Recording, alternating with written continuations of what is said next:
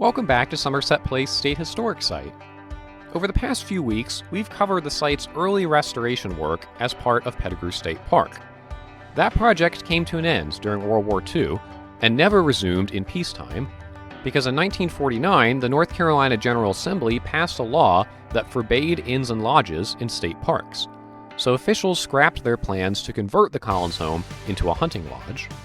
Instead, the state used the funds allocated for the lodge to start an ambitious research and restoration project at Somerset, marking the first concerted effort to study and interpret the plantation's history. Unlike previous work under the FSA and WPA, this new project was exclusively about preservation and restoration of the site's built environment. History professor William S. Tarlton led the project, which ran from 1951 to 1954. After conducting documentary research about Somerset's history, he began archaeological excavations in 1952. But Tarlton had little or no experience in archaeology or historical restoration, so he called upon J.C. Harrington, a renowned archaeologist with the National Park Service.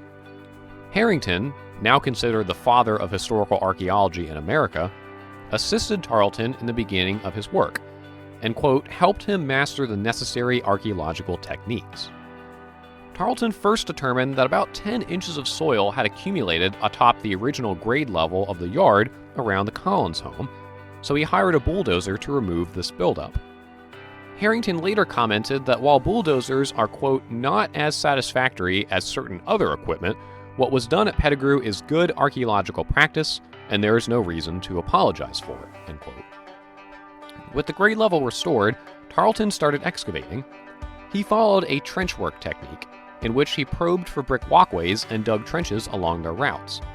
When those walkways led to building remains, he dug a 3 or 4 foot wide trench around the entire foundation. In this way, Tarlton excavated the original brick walkways and drainage ditches that once traversed the owner's compound, as well as the historic fence lines that enclosed the area. He also discovered the layout of the formal garden and what remained of its original gravel walkways, all of which had been obscured by a modern roadbed that ran alongside the Collins home.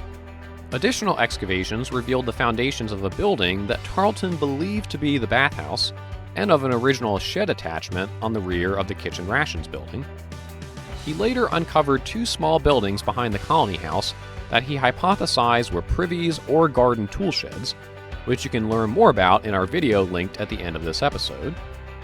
Beyond these structures, Tarlton excavated the western edge of the owner's compound.